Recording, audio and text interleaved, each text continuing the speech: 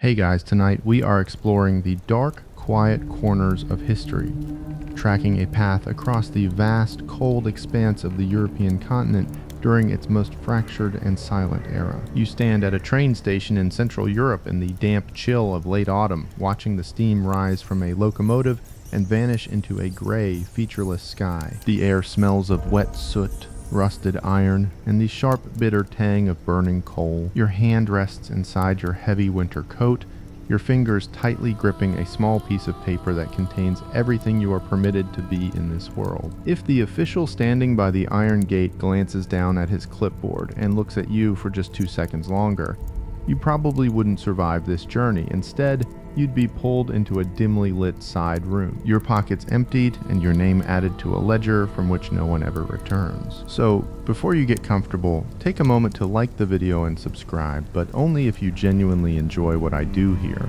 I always love seeing how far these stories travel into the night, so please feel free to share your location and your local time down in the comments below. Now dim the lights, maybe turn on a fan for that soft background hum, and let's ease into tonight's journey together. The scale of the tragedy we are tracing tonight is almost too massive for the human mind to comprehend in the quiet hours of the evening. Across the span of the Second World War, a modern state systematically murdered over 6 million civilians, erasing entire generations, families, and communities from the map of the world. The defining factor of this destruction was not a crime committed, a political stance taken, or a uniform worn. These millions were targeted, hunted, and dispatched specifically because they were Jewish. It was a catastrophe of unprecedented magnitude, an industrial process where human lives were treated as numbers on a ledger to be tracked, gathered, and deleted with the cold efficiency of a corporate enterprise. When you look at the geography of this systematic hunt, you find a stark, terrifying division in how the world operated after 1933. Within the borders of Germany itself, the process of finding people was surprisingly straightforward, relying entirely on the pristine, meticulous records already kept by a modern, highly bureaucratic state. The government knew exactly who you were, where you slept, and who your grandparents were because you had lovingly entered that data into civil registers for centuries. However, as the German military machine began to break across its borders, swallowing nations like Poland, Latvia, Lithuania, and the vast expanses of the Soviet Union, the invaders faced a completely different logistical problem. In these occupied territories, the existing paper trails were often shattered,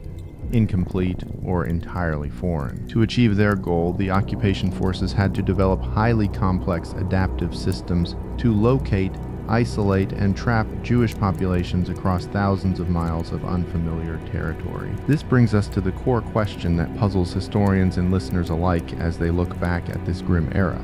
How did a modern state manage to identify millions of people based on a strict racial definition that was often completely invisible to the naked eye? If you walk down a busy street in Berlin or Warsaw in 1938, you see a sea of ordinary faces: doctors, shopkeepers, veterans of the First World War, teachers, and children. There was no biological marker, no distinct physical trait, and no scientific test that could definitively separate one human being from another based on their ancestry. The regime claimed to be fighting a war against biological traits, against the very blood flowing through people's veins, yet they were forced to use a complex web of paperwork, technology, and human betrayal to map out an invisible population. Historians still argue whether this obsession with absolute identification was a meticulously planned blueprint established the exact moment the government changed hands in 1933, or if it evolved organically, step by step, as the bureaucracy realized the sheer administrative difficulty of its own horrific goals. Some researchers point to early legislative drafts as proof of an ultimate long-term plan, while others believe the system grew more radical and technologically sophisticated through trial and error, adapting to the changing borders of the war. Whichever the case, as you watch the dark smoke from the locomotive drift past the station platform, you realize that the ultimate weapon of this tragedy wasn't just the soldier's rifle or the camp guard's uniform. It was the quiet, mechanical precision of the clerk's pen and the filing cabinet. As the nights grow longer and the continent settles into the bleak reality of occupation, the machinery of tracking catches up to every single household. You feel the physical discomfort of living in a world where your identity has been transformed into a lethal puzzle. People who had lived as secular, fully integrated citizens for generations, people who had fought bravely for the German flag in the muddy trenches of the Somme, suddenly found themselves staring at official notices pasted on brick walls, wondering how a system of ink and stamps could override their entire reality. It makes you realize that in the grand, terrifying theater of an authoritarian state, the most dangerous thing you can possess is a name recorded in the wrong book at the turn of the century. A quirky, almost forgotten tidbit of this early period is that some municipal offices in smaller German towns were so overwhelmed by the sudden massive demand for genealogical research that they actually hired local guild historians and retired school teachers to sit in dusty church basements for 12 hours a day, manually tracing family trees back to the 17th century. These researchers were paid by the hour, meticulously documenting marriages, births, and baptisms, entirely unaware that their neat, elegant handwriting would eventually serve as the literal roadmap for mass deportation. It is a masterclass in the absolute detachment of bureaucratic labor from its real-world consequences. You pull your collar up against the gathering mist, the quiet hum of the station blending into the background of your thoughts. The transition from a normal, functioning society to a landscape of absolute surveillance didn't happen with a sudden, single explosion. It crept forward silently, hiding behind the mundane language of civil administration, tax assessments, and public health surveys. By the time the average citizen realized that the state was no longer just governing but actively hunting, the trap had already been built, oiled, and set right beneath their feet. You look down at your boots, listen to the distant whistle of the departing train, and prepare to trace how the legal walls were quietly built around millions of innocent lives. The damp cobblestone streets of Nuremberg glisten under the pale glow of gas lamps as a cold autumn wind sweeps through the historic plazas of Bavaria. You walk with your chin tucked into your wool collar, the rhythmic sound of your own footsteps echoing off the high stone walls of medieval townhouses. It is September of 1935, and the entire atmosphere of the country is shifting, hardening into something cold and inflexible. For generations, the question of identity in this land was a matter of personal conscience, family tradition, or religious practice. You could be a veteran of the state's army, a patron of the local opera, a secular intellectual, or a devout practitioner of an ancient faith. But as the state Congress concludes its historic session in this ancient city, a series of newly drafted decrees, the infamous Nuremberg Laws, are posted on public bulletin boards, instantly stripping away the fluid complexity of human life and replacing it with an inescapable state-mandated cage of ink and paper. Under these new legal frameworks, the state institutionalized its pseudoscientific racial theories with absolute bureaucratic precision. A Jew was no longer defined by what they believed, which temple they attended, or how deeply they loved the German language.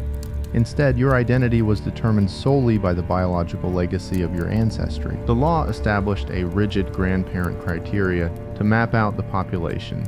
If a person possessed 3 or more grandparents who had been registered members of a Jewish religious community, they were automatically classified by the state as a full Jew. It did not matter if you had been baptized as an infant. It did not matter if you had spent your entire adult life sitting in a Lutheran pew. And it did not matter if you considered yourself the most patriotic nationalist in the province. Conversions to Christianity were pronounced completely illegitimate, going back 2 full generations, turning your family's personal spiritual decisions into a retroactive legal trap. For those whose family trees were more tangled, the bureaucracy constructed a complicated, highly pedantic taxonomy known as the Mischlinge, or individuals of mixed blood. If you possessed only one Jewish parent, the state labeled you a first-degree Mischling, placing you under a suffocating canopy of civic restrictions while keeping your ultimate fate suspended in a state of terrifying bureaucratic ambiguity. If your lineage contained only one Jewish grandparent, you were designated a second-degree Mischling. This meticulous division of human ancestry wasn't just a collection of tedious legal definitions. It was a physical boundary line that dictated who you could marry, which schools your children could attend, which parks you could walk through, and whether you were permitted to retain ownership of the family business you had spent 30 years building from the ground up. The great irony that historians still argue over is the absolute glaring illogic of this entire legal system. The regime claimed with absolute ideological passion that its policies were based on hard biological science, arguing that they were protecting the purity of the state's bloodlines from an invisible infection. Yet, despite this constant loud insistence on a biological definition, there was absolutely no scientific way to distinguish Jewish blood under a microscope, nor was there any medical test that could identify a person's heritage from a drop of fluid. Because the science they claimed to follow was entirely fictional, the state was forced to rely completely on the old traditional religious affiliation of your grandparents to determine your modern biological race. The bureaucracy had to use the very religious records they claimed were irrelevant to prove a genetic theory that didn't exist, constructing an entire empire of persecution on a foundation of absolute administrative absurdity. You stop by a public fountain, watching the dark water ripple in the chill air. It is a surreal thing to realize that your safety in a modern society can be completely demolished, not by a crime you committed, but by the religious choices made by an elderly relative before you were even born. The legal walls didn't just separate people on paper, they fractured the very core of families, forcing individuals to scramble through old trunk drawers and parish registries to find proof of their ancestors' baptisms. A quirky, deeply bizarre tidbit of this frantic legal era is that the demand for official ancestral proof was so immense that it spawned a highly lucrative, state-certified industry of independent family tree researchers known as Sippenforscher. These commercial genealogists charged desperate citizens exorbitant fees to dig through crumbling church basements, providing official certificates of Aryan bloodline purity that people carried in their wallets, like a lucky charm, praying the ink wouldn't fade before the next policy shift. The psychological weight of these laws began to slowly reshape the way neighbors looked at one another across the garden fence. A simple greeting in the morning became an exercise in silent calculation, as people tried to remember who had a grandmother from Frankfurt, or whose uncle had married a woman from Prague. The legal definitions provided a convenient, state-sanctioned vocabulary for petty grievances, allowing envious business rivals or disgruntled landlords to look at a colleague through the cold, sharp lens of the Nuremberg decrees. The state had succeeded in turning your very heritage into a legal liability, a permanent mark on your record that could be activated by the stroke of a clerk's pen at any hour of the day. As you resume your quiet walk through the darkened city, the sheer weight of the bureaucracy settles over your thoughts like the autumn fog. The Nuremberg Laws were not the end of the persecution.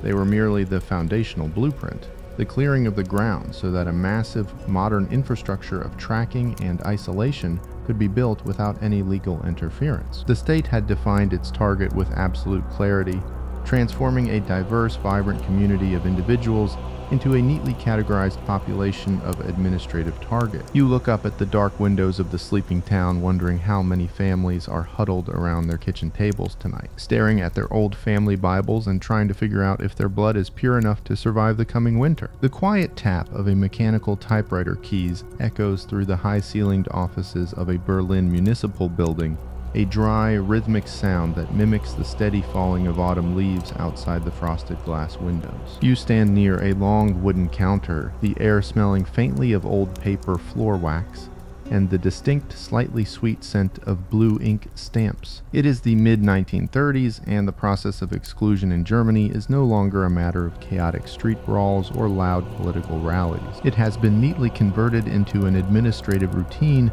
a series of legislative strokes that quietly dismantle your life while you wait patiently in line to pay your residential taxes. The transition is smooth, legalistic, and utterly terrifying in its absolute normalcy. The first major brick in this bureaucratic wall was laid down with the implementation of the Aryan paragraph, an early piece of legislation designed to systematically purge the state's civil service judiciary and educational systems of anyone deemed to have an improper lineage.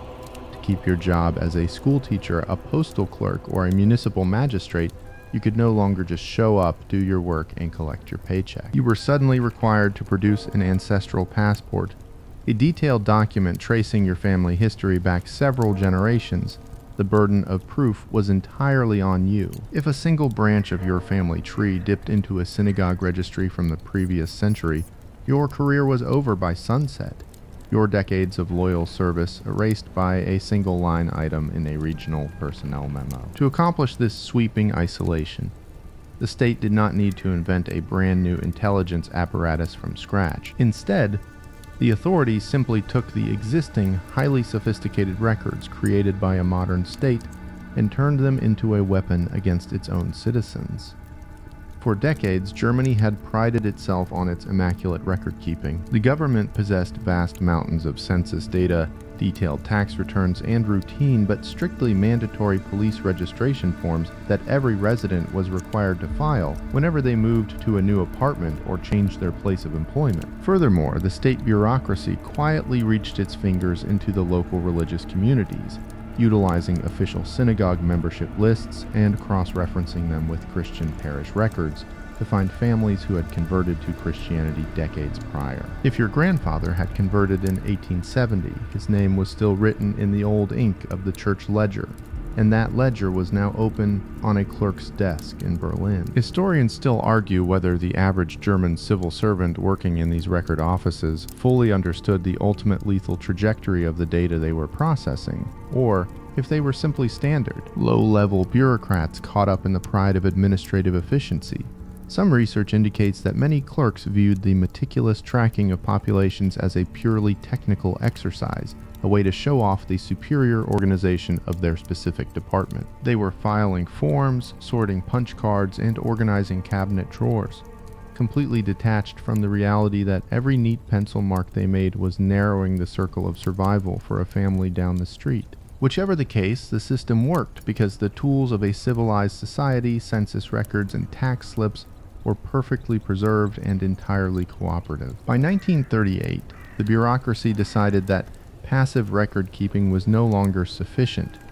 The targeted population needed to be explicitly and universally recognizable on every piece of paper in circulation. A new federal law was mandated, forcing a radical, humiliating adjustment to the personal identities of thousands of citizens. Every single Jewish man whose first name did not explicitly appear on an officially approved government list of Jewish names was legally required to adopt the middle name Israel on all legal documents, passports, and bank accounts. For women, the law mandated the universal middle name Sarah. If you were a veteran named Carl Schmidt, your identity was legally rewritten as Carl Israel Schmidt. If you were a mother named Marie Fisher, you became Marie Sarah Fisher. This forced naming ensured that the moment you handed over a driver's license, a business contract, or a travel permit, your state-defined status was instantly visible to any official, bank teller, or train conductor in the country. A quirky, deeply grim tidbit from this era of documentation is that when the state confiscated all existing passports from Jewish citizens in late 1938, they didn't just throw them away or issue new ones immediately. Instead, to save on printing costs and paper supplies, municipal offices manually fed the old booklets into a mechanical press that stamped a massive dark red letter J across the front cover and the primary photo page. The ink was a specialized permanent formula designed to bleed into the fibers of the paper, making it completely impossible to scrape off or alter without physically destroying the document. Your passport, the very symbol of international protection and personal liberty, had been transformed into a permanent, highly visible badge of exclusion that trapped you within the borders of the state. The final psychological blow to any remaining illusion of privacy arrived in September of 1941, when the state moved the marking system from the private pages of your passport directly onto the fabric of your everyday clothing. A new decree dictated that anyone over the age of 6 was forced to wear a large, bright yellow Star of David sew-on patch with the word Jude written in a mock Hebraic script across the center. You were required to display this emblem prominently on the left breast of your coat, your shirt, and your dress whenever you stepped out into the public sphere. Furthermore, families were forced to display a similar star on the exterior front doors of their homes. The invisible line had been made completely physical. You could no longer walk down a sidewalk, buy a loaf of bread, or step onto a streetcar without announcing your target status to every passing stranger, turning the mundane space of your neighborhood into an open-air prison house of absolute surveillance. The quiet whirring of a heavy mechanical engine vibrates through the floorboards of a specialized government facility in Berlin a steady, continuous hum that sounds almost like a distant waterfall in the dead of winter. You stand in a long room filled with large, dark iron cabinets that stretch from the floor to the high ceiling, the air smelling strongly of grease-warm electrical wiring and the dry, starchy scent of millions of rectangular cardboard cards. This is not a room filled with soldiers, rifles, or leather-clad secret police agents. It is a data processing center, a domain ruled entirely by clerks, mechanics, and technicians. Yet, as you watch the fast automatic sorting of the cards, you realize that you are looking at the literal nervous system of the regime's tracking apparatus, a high-tech dragnet that used modern automation to solve the massive logistical puzzle of human identity. To manage the staggering volume of data required to isolate a targeted population, the state turned to the cutting-edge technology of the mid-20th century, the Hollerith punch card machine supplied by Dihomag, the German subsidiary of IBM. Long before the invention of the modern digital computer, these towering electromechanical sorters and tabulators allowed the government to process, cross-reference, and analyze massive amounts of national census data at a speed that had never been achieved in human history. A single cardboard card represented a living human being by punching precise holes into specific columns on the card. A clerk could record a person's age, gender, occupation, address, and most critically, their state-defined racial heritage going back to their grandparents. When these cards were fed into the mechanical reader, a series of metal brushes dropped through the holes, completing an electrical circuit that instantly cataloged the individual into the state's growing master index. The introduction of this advanced technology transformed the national census from a passive statistical tool into an active weapon of absolute tracking. In the past, if an administration wanted to find out how many people of a specific heritage lived in a particular district, a team of clerks would have to manually flip through thousands of paper ledgers for weeks on end, a slow process prone to human error and administrative fatigue. With the Hollerith machines, a technician could simply adjust the dials on a mechanical sorter, load thousands of cards into the hopper, and watch the machine automatically separate the population at a rate of up to 24,000 cards per hour. Within an afternoon, the government could generate highly precise, localized lists showing exactly how many Jewish families lived on a specific block, which floors of an apartment building they occupied, and which local businesses they still operated. The invisible boundaries of the community were mapped out with absolute mathematical certainty, leaving nowhere to hide. Historians still argue over the exact extent of corporate knowledge and moral complicity regarding the international parent companies that leased and maintained these complex processing machines throughout the pre-war era and the height of the global conflict. Some researchers point to explicit internal corporate communications and profit statements as clear proof that the technology providers were fully aware their machines were being utilized to organize a highly radicalized population dragnet. Others maintain that the technology was viewed by contemporary executives as a neutral, dual-use administrative tool, a standard utility of modern governance that was simply co-opted by a criminal regime for its own destructive purposes. Whichever the side of the debate you examine, the reality remains that the efficiency of the hunt was multiplied 100-fold by the cold, unfeeling precision of automated data systems. As the war progressed, and the regime established its massive network of forced labor and concentration camps across Europe, this punch card technology moved right along with the perimeter wires. Inside the administrative offices of facilities like Dachau and Auschwitz, specialized Hollerith departments known as the Hollerith Abteilung were set up to track the prison population with industrial exactness. It is an important historical distinction to note that these machines were generally used inside the camp systems to manage inmate labor skills and track prisoner numbers rather than for the initial identification of the victims on the street. If the military-industrial complex suddenly needed 50 skilled tailors, 20 metal lathe operators, or a dozen chemical technicians to work in an auxiliary armaments factory, the camp administration didn't need to interview thousands of starving prisoners. They simply ran the punch cards through the sorting machine, extracted the exact numbers, and arranged the transfer by morning. A quirky, deeply chilling tidbit regarding these cardboard records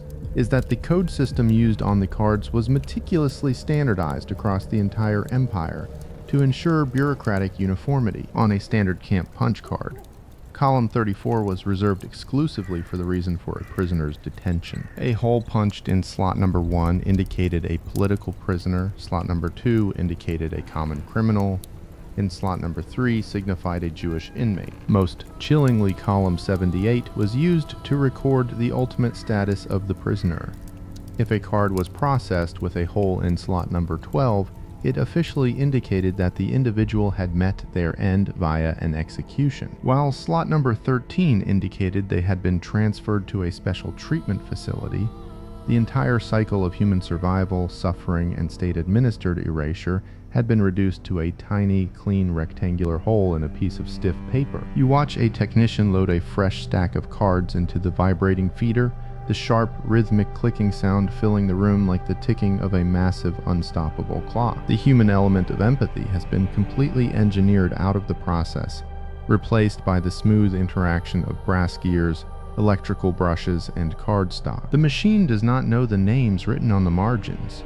It does not care about the history of the families it is categorizing, and it feels absolutely no weight for the consequences of its calculations. It simply performs the task it was programmed to do, turning the complex, vibrant reality of human existence into a neat, orderly pile of sorted data, ready to be handed over to the enforcement squads waiting outside in the dark. The cold, wet mud of a foreign road clings to the heavy rubber tires of an armored staff car as it idles at the entrance of a newly captured Eastern European city. You stand in the shadow of a brick archway, the air smelling of gunpowder, wet plaster, and the damp metallic tang of recently spent artillery shells. It is 1941, and the lightning advance of the German military has shattered the old international borders, driving deep into the territories of Poland, Latvia, Lithuania, and the sprawling western provinces of the Soviet Union. As the frontline combat units press forward toward the horizon, leaving the smoke of battle behind them, a completely different kind of army arrives in their wake. These are the tracking units, the administrators of occupation, who face a massive, daunting logistical dilemma: how to find and isolate millions of targeted people in a vast, unfamiliar landscape where the domestic data systems of Berlin simply do not exist. To bridge this massive geographic gap, the occupation authorities developed a rapid, highly aggressive protocol of administrative plunder. The moment a city or town fell to the advancing forces before the local fires were even extinguished, specialized detachments of the SS and the secret state police rushed directly to the municipal building, the local tax collector's office, and the regional courthouse. Their primary operational objective was not to secure military secrets, but to seize local government records, marriage licenses, real estate deeds, and birth certificates. In these captured archives, the tracking squads found the raw data they required to construct a comprehensive map of the local populace. They methodically cross-referenced these civil documents with captured census paperwork, creating a localized grid of the community that instantly turned a resident's standard civic footprint into an inescapable trap. However, the invaders did not rely solely on the chaotic leftovers of fleeing municipal governments. They systematically co-opted the leadership of the targeted communities themselves. Under absolute duress, local Jewish community leaders and prominent elders were forced to form administrative councils known as Judenräte. The first, most terrifying order handed down to these captive boards by the occupation commanders was always the same: produce an immediate, completely accurate alphabetical membership list of every Jewish resident in the municipality, including their exact home address, occupation, and family size. If a council leader hesitated, attempted to omit names, or falsified the data to protect their neighbors, the consequences were immediate and lethal. The bureaucracy forced the community to catalog itself, turning the long-standing, peaceful registers of synagogues and neighborhood charitable groups into the literal blueprints for their own containment and eventual removal. Historians still argue whether the local municipal clerks and police forces in these occupied nations who chose to cooperate with the incoming tracking units were driven primarily by deep-seated, pre-existing local rivalries, or if they were simply terrified bureaucrats trying to secure their own personal survival amid the absolute chaos of a violent regime change. Some declassified operational reports indicate that in many Baltic and Polish towns, the local civil servants voluntarily handed over pristine, updated residential directories to the incoming forces within hours of their arrival, viewing the new administration as a permanent geopolitical reality that demanded absolute compliance. Other researchers maintain that the sheer speed of the military collapse left these local workers with no choice, as any act of administrative resistance resulted in immediate execution on the steps of their own offices. The physical enforcement of this data-driven dragnet in the east was carried out by the Einsatzgruppen, specialized mobile killing units that operated directly behind the front lines of the advancing army. Armed with the captured tax files, the forced community lists, and the geographic data compiled by the tracking squads, these mobile units did not waste time wandering aimlessly through the vast landscapes searching for individual households. Instead, they moved with terrifying, premeditated precision, arriving in a designated town with a complete typed list of targets already in hand. They would establish a temporary headquarters cordoning off specific streets according to the data map and round up thousands of people at once in a single afternoon, turning the mundane paperwork of civil life into a highly efficient delivery system for immediate total destruction. A quirky, deeply tragic tidbit of this territorial mapping is that in many rural regions of western Ukraine and Belarus, the tracking units encountered a complete lack of modern paper documentation due to decades of border shifts and wartime destruction. To solve this problem, the administrative teams actually deployed specialized military survey airplanes to take high-resolution aerial photographs of the rural settlements, because the traditional Jewish communities in these regions had lived for centuries in distinct, tightly clustered village sections known as shtetls. The analysts back at headquarters could easily identify the entire targeted population simply by studying the architectural patterns and layout of the houses from the air. Individual names and identity cards were no longer necessary. The very shape of the village captured on a piece of photographic film from a mile in the sky was enough to mark the entire community for immediate containment. You look down the long, darkening main street of the occupied city, watching the pale yellow light of a single kerosene lamp flicker in a distant window. The silence that has settled over the neighborhood is heavy, artificial, and filled with an underlying current of absolute dread. The modern state had successfully demonstrated that its tracking machinery was completely portable, capable of reassembling itself in the mud of a foreign province, just as easily as it had operated in the concrete avenues of Berlin. The complex web of captured paperwork and coerced community lists had successfully transformed the vast, open geography of the continent into a series of highly organized, lethal coordinates. You step back into the deep shadows of the archway, listening to the distant rhythmic rumble of an official patrol car, and prepare to trace how the cold calculations of the paperwork were brought down to the intimate, terrifying level of human betrayal and physical confrontation. The cold, wet mud of a foreign road clings to the heavy rubber tires of an armored staff car as it idles at the entrance of a newly captured Eastern European city. You stand in the shadow of a brick archway, the air smelling of gunpowder, wet plaster, and the damp metallic tang of recently spent artillery shells. It is 1941, and the lightning advance of the German military has shattered the old international borders, driving deep into the territories of Poland, Latvia, Lithuania, and the sprawling western provinces of the Soviet Union. As the frontline combat units press forward toward the horizon, leaving the smoke of battle behind them, a completely different kind of army arrives in their wake. These are the tracking units, the administrators of occupation, who face a massive, daunting logistical dilemma: how to find and isolate millions of targeted people in a vast, unfamiliar landscape where the domestic data systems of Berlin simply do not exist. To bridge this massive geographic gap, the occupation authorities developed a rapid, highly aggressive protocol of administrative plunder. The moment a city or town fell to the advancing forces before the local fires were even extinguished, specialized detachments of the SS and the secret state police rushed directly to the municipal building, the local tax collector's office, and the regional courthouse. Their primary operational objective was not to secure military secrets, but to seize local government records, marriage licenses, real estate deeds, and birth certificates. In these captured archives, the tracking squads found the raw data they required to construct a comprehensive map of the local populace. They methodically cross-referenced these civil documents with captured census paperwork, creating a localized grid of the community that instantly turned a resident's standard civic footprint into an inescapable trap. However, the invaders did not rely solely on the chaotic leftovers of fleeing municipal governments. They systematically co-opted the leadership of the targeted communities themselves. Under absolute duress, local Jewish community leaders and prominent elders were forced to form administrative councils known as Judenräte. The first most terrifying order handed down to these captive boards by the occupation commanders was always the same.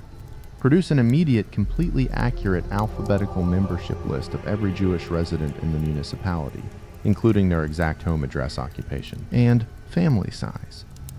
If a council leader hesitated, attempted to omit names, or falsified the data to protect their neighbors, the consequences were immediate and lethal. The bureaucracy forced the community to catalog itself, turning the long-standing, peaceful registers of synagogues and neighborhood charitable groups into the literal blueprints for their own containment and eventual removal. Historians still argue whether the local municipal clerks and police forces in these occupied nations who chose to cooperate with the incoming tracking units were driven primarily by deep-seated pre-existing local rivalries, or if they were simply terrified bureaucrats trying to secure their own personal survival amid the absolute chaos of a violent regime change. Some declassified operational reports indicate that in many Baltic and Polish towns, the local civil servants voluntarily handed over pristine, updated residential directories to the incoming forces within hours of their arrival, viewing the new administration as a permanent geopolitical reality that demanded absolute compliance. Other researchers maintain that the sheer speed of the military collapse left these local workers with no choice, as any act of administrative resistance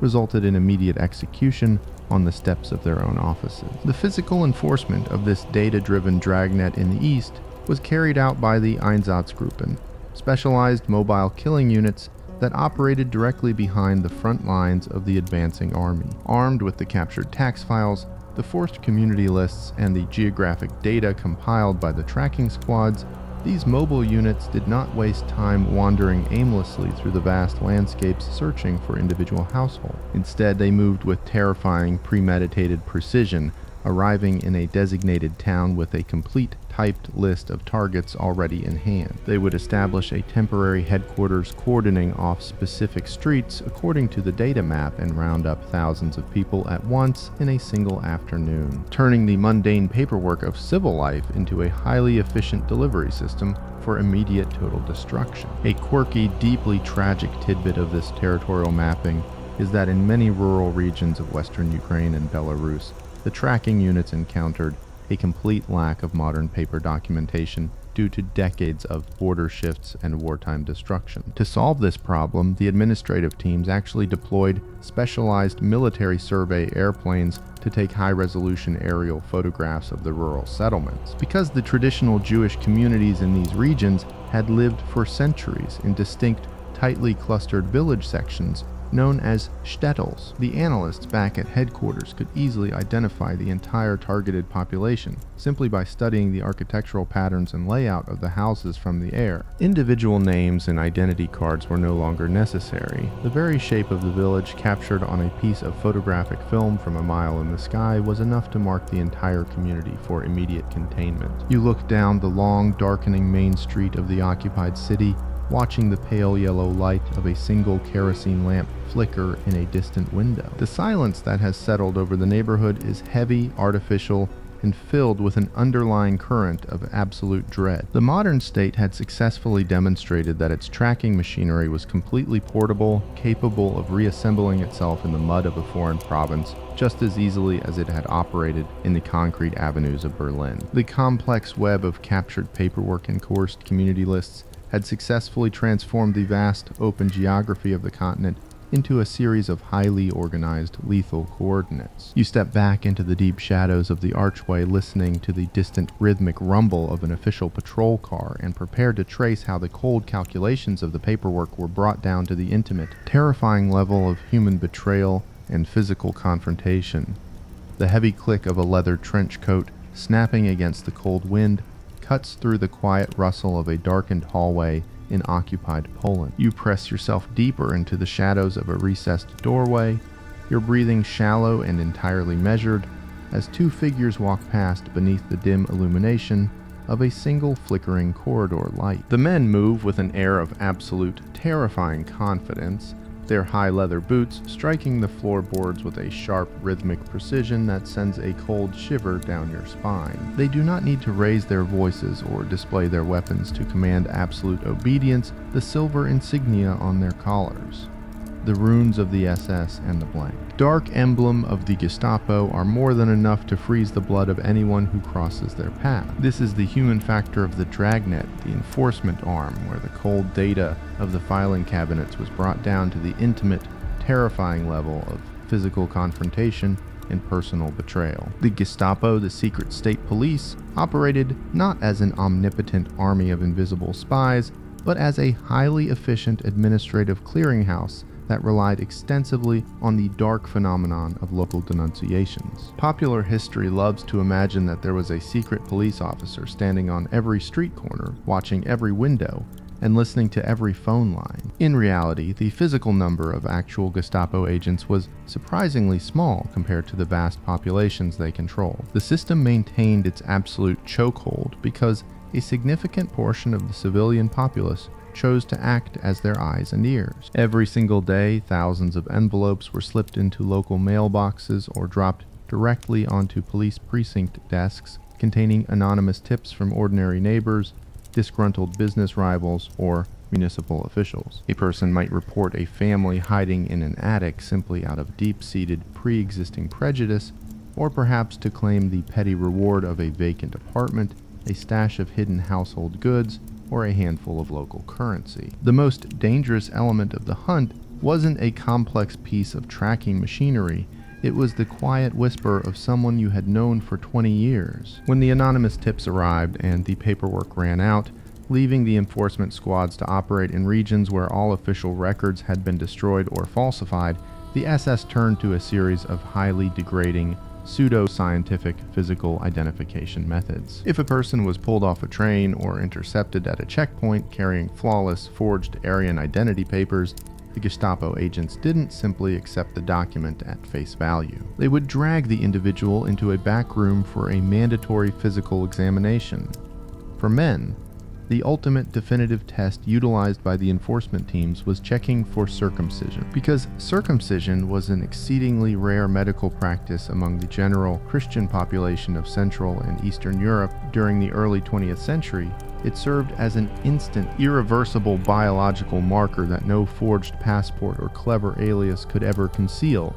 A simple physical trait entirely hidden beneath a person's clothing became the ultimate threshold between life and absolute ruin. Beyond these definitive physical checks, specialized racial experts and forensic doctors deployed by the regime utilized elaborate charts, sliding calipers, and complex measurement books to judge an individual's heritage on the spot. If your documentation was deemed suspicious, an official would force you to sit under a harsh desk lamp while they used metal instruments to measure the precise width of your skull, the exact bridge shape of your nose, and the distance between your eyes. They would hold up specialized color strips against your hair and your eyes, matching your physical features against a standardized, state-approved chart of racial classifications. The absolute irony, which historians still argue over today, is that these elaborate mathematical measurements were entirely fraudulent, possessing absolutely no basis in legitimate biological science or human genetics. The doctors were using highly sophisticated clinical instruments to enforce a completely fictional racial taxonomy,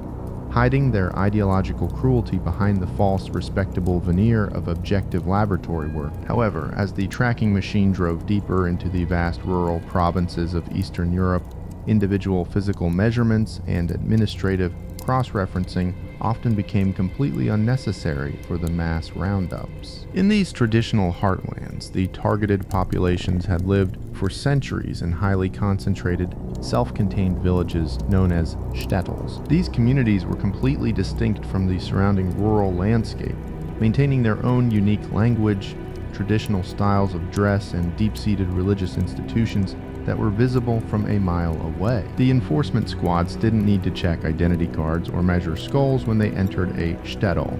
The entire geography of the town was a collective marker. The local knowledge of the surrounding countryside, combined with the absolute physical isolation of the villages, meant that the Mobile killing units could simply surround a square mile of territory and trap an entire population at once, transforming an entire ancient culture into a single massive coordinate on an operational map. A quirky, deeply chilling tidbit from the declassified files of the Berlin Police Department reveals that the Gestapo actually established a specialized sub-department whose entire job was to monitor local municipal lost and found offices across the country. The authorities had realized that when people were fleeing in absolute panic or changing their identities on the run, they frequently lost their wallets, personal letters, or old family photographs in parks, train stations, or public restrooms. By systematically collecting and analyzing these lost personal items, the secret police could track the movement patterns of fugitives who had successfully vanished from their official residential addresses, turning a standard, mundane civic service into a highly effective intelligence trap that caught people through their own simple carelessness. You watch the two figures finally turn the corner at the end of the hallway, the dim light glinting off the polished leather of their holsters before the darkness swallows them completely. The heavy silence returns to the corridor. But it is a silence that offers absolutely no comfort. You realize that the machinery of the modern state had succeeded in turning the entire human environment into a lethal maze where your own body, your old friends, and the very structure of your neighborhood could be instantly transformed into an instrument of your destruction. The boundaries of survival had been narrowed down to the absolute limit, leaving every single person to navigate a world where a sideways glance, an anonymous note, or a measurement of a single millimeter could determine your ultimate fate before the morning sun ever cleared the horizon. The crisp, sharp scent of pine needles and damp earth hangs heavily in the air as you move silently through the dense, trackless wilderness of the Naliboki forest in present-day Belarus. The ground is soft under your boots, covered in a thick carpet of moss and fallen leaves that absorbs the sound of your footsteps, turning your movements into a mere whisper against the backdrop of the wilderness. It is the winter of 1942, and you have escaped the suffocating perimeter walls of the urban ghettos, leaving the data processing machines, the bureaucratic census lists, and the prying eyes of the secret police far behind you. In this vast labyrinthine sea of ancient trees and freezing swamps, the tracking machinery of the modern state finally loses its grip. You are no longer a number on a sorted punch card. You are a survivor navigating the sanctuary of nature, discovering that where the paperwork fails, the human will to resist begins to build its own parallel reality. As the dragnet tightened across every city and village in Europe, an extraordinary network of resistance and survival efforts began to take root in the shadows of the continent. For those who possessed the immense courage, resources, and connections to forge a completely new existence in the open, the weapon of choice was the fake identity. Specialized underground networks worked around the clock in hidden cellars, using stolen papers, chemical solutions to erase ink, and forged official stamps to create flawless Aryan identity documentation. Families learned to live under entirely fabricated names, memorize Christian catechisms, and adopt completely new life histories overnight, betting their survival on the hope that a piece of paper could successfully blind the eyes of an interrogator. But for thousands of others who had no hope of blending into the local urban populations, the ultimate sanctuary lay deep within the wild, untamed geography of the Eastern European forests. The most legendary manifestation of this wilderness resistance was organized by the Bielski brothers, Tuvia, Asael, and Zeus, three Jewish siblings who refused to submit to the mechanics of the roundup. Escaping into the deep woods of Belarusia, they didn't just build a temporary hiding spot for themselves, they established a massive functioning partisan refugee camp that eventually grew to shelter over 1,200 Jewish men, women, and children. Known as the Bielski Partisan Brigade, this hidden community constructed an entire underground village in the middle of the forest, complete with camouflaged earth, huts, a bakery, a soap factory, a school, a synagogue, and a fully operational weapons repair shop. They did not merely hide from history, they actively fought back, raiding occupation supply lines, rescuing prisoners from nearby ghettos, and proving that the ultimate antidote to industrial tracking was collective armed solidarity. Historians still argue whether these massive wilderness communities could have successfully survived the brutal winters and the relentless anti-partisan sweeps conducted by the military if they hadn't maintained complex, often highly volatile relationships with the local non-Jewish peasant populations and the Soviet partisan command structure. Some researchers point out that the survival of the camps required a constant dangerous cycle of foraging and enforcement, extracting food and supplies from surrounding farms at gunpoint, which frequently invited devastating retaliatory strikes from the occupation forces. Others emphasize that despite these immense strategic complications, the forest camps represent one of the most successful examples of active, self-directed civilian rescue in the entire history of the conflict, transforming a landscape of total vulnerability into an unyielding fortress of human endurance. While some found safety in the isolation of the wilderness, others were preserved right in the middle of the industrial machine by the extraordinary intervention of non-Jewish protectors who chose to subvert the system from within. The most iconic figure of this internal subversion was Oskar Schindler, a wealthy German industrialist, speculator, and official member of the Nazi Party. Schindler had initially arrived in occupied Krakow to exploit the economic chaos of the war, buying up a bankrupt enamelware factory and utilizing cheap forced labor to maximize his corporate profits. But as he witnessed the terrifying reality of the ghetto liquidations and the absolute cruelty of the camp administration, his motivations underwent a radical, profound transformation. He began using his immense political influence, his talent for bribery, and his high-level connections within the security services to protect his workforce, transforming his factory into an untouchable haven of survival. The ultimate manifestation of this protection was immortalized on a series of typed pages that history would forever remember as Schindler's List. When the occupation authorities ordered the complete closure of his Krakow facility and the transfer of all inmates to the lethal camps of the East, Schindler used his personal fortune to purchase the lives of his workers, convincing the bureaucracy to allow him to relocate his entire operation to a new ammunition factory in Brennecke. He and his courageous accountant, Itzhak Stern, meticulously compiled a list containing the exact names, occupations, and birth dates of over 1,100 Jewish prisoners, falsely designating them as essential workers whose highly specialized labor was absolutely critical to the survival of the military arms effort. Every single name entered onto those crisp pieces of paper was instantly pulled from the path of destruction, demonstrating that the very same bureaucratic tools used by the state to track and erase populations could, in the hands of a determined protector, be turned into an instrument of absolute salvation. A quirky, deeply moving tidbit from the archival records of the Brennecke factory reveals that during the final 8 months of the war, Schindler's manufacturing plant did not actually produce a single piece of usable military ammunition. To keep the military inspectors from discovering the subversion and shutting down the facility, Schindler and his workers deliberately calibrated the heavy machinery to produce defective artillery shells that consistently failed quality control tests. Furthermore, Schindler actually spent his own dwindling pools of capital buying authentic ammunition from black market sources, shipping it to the front lines under his company's name, just to maintain the absolute illusion of a highly productive, essential wartime enterprise. The factory was a magnificent, multi-million-dollar piece of theatrical performance, an industrial front whose only real product was the preservation of human life. You lean your back against the rough, frozen bark of an ancient oak tree, listening to the deep, heavy silence of the forest night as a gentle snow begins to blanket the wilderness around you.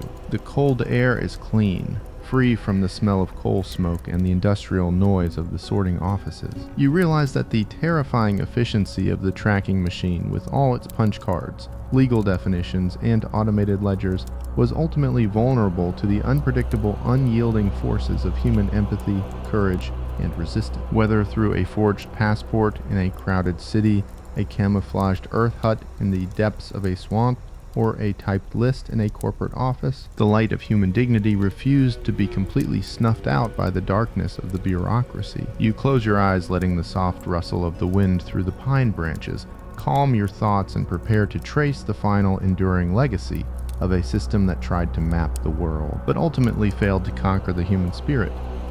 The dry, crisp pages of a newly unsealed file crackle as you turn them under the harsh fluorescent lights of a contemporary archive center. The air smells of trapped moisture, decaying cellulose, and the sharp chemical tang of old ink that has somehow managed to outlive the very people who wrote it. As you scan the columns of names, dates, and serial numbers, you realize that the ultimate tragedy of this tracking system wasn't that it was a chaotic, disorganized wave of violence.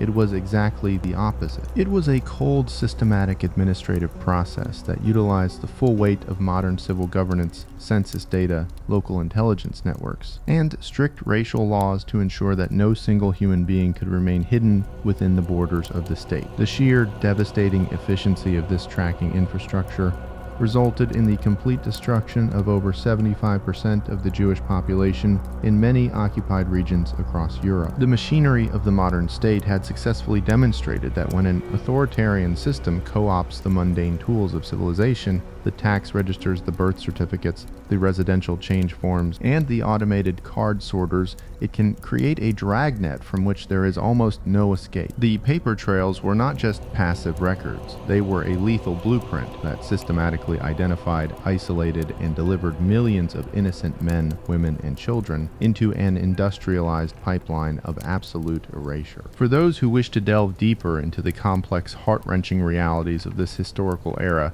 and understand the true human cost of this bureaucratic persecution, there are several essential books to read about persecution against Jews during the Second World War. Works such as The Destruction of the European Jews by Raoul Hilberg offer an unparalleled, meticulous analysis of the administrative machinery that drove the Holocaust, showing how ordinary clerks and filing systems became complicit in mass murder. For a deeply intimate, profoundly moving first-hand account of survival and psychological endurance under the shadow of this tracking system, Victor Klemperer's detailed diaries, published as I Will Bear Witness, provide a day-by-day record of how the changing legal definitions, forced naming laws, and public yellow stars slowly closed the walls of isolation around everyday families in Germany. The long history that began with the rise of the regime in 1933 twisted through the pseudo-scientific definitions of the Nuremberg Laws and expanded across the vast occupied territories of the East, has finally left its permanent mark on the ledger of human memory. The shadows of that fractured continent are growing longer now, losing their sharp edges as they blend into the quiet, cool night air of the modern world. The heavy volumes of the archives are slowly being shut, their pages yellowed by time, but preserved forever by those who refuse to let the truth remain hidden in the dark. You can feel the gentle, rhythmic hum of the world slowing down around you, the frantic chaos of the old centuries fading into a distant, irrelevant murmur. The silent forests where the partisans once found sanctuary, the quiet streets of the old neighborhoods, and the vast empty spaces of the European countryside are all settling into a deep, undisturbed sleep, carrying the memories of the victims, the heroes and the survivors alike, into the quiet realm of history. There are no more checkpoints to navigate, no more false identities to memorize, and no more footsteps echoing in the dark behind you. The long night has finally arrived to blanket the earth, softening the sharp corners of the world and turning the page on a story that must never be forgotten. You can let go of the weight now, release the tension in your shoulders, and let your mind drift away into the peaceful, quiet, dark.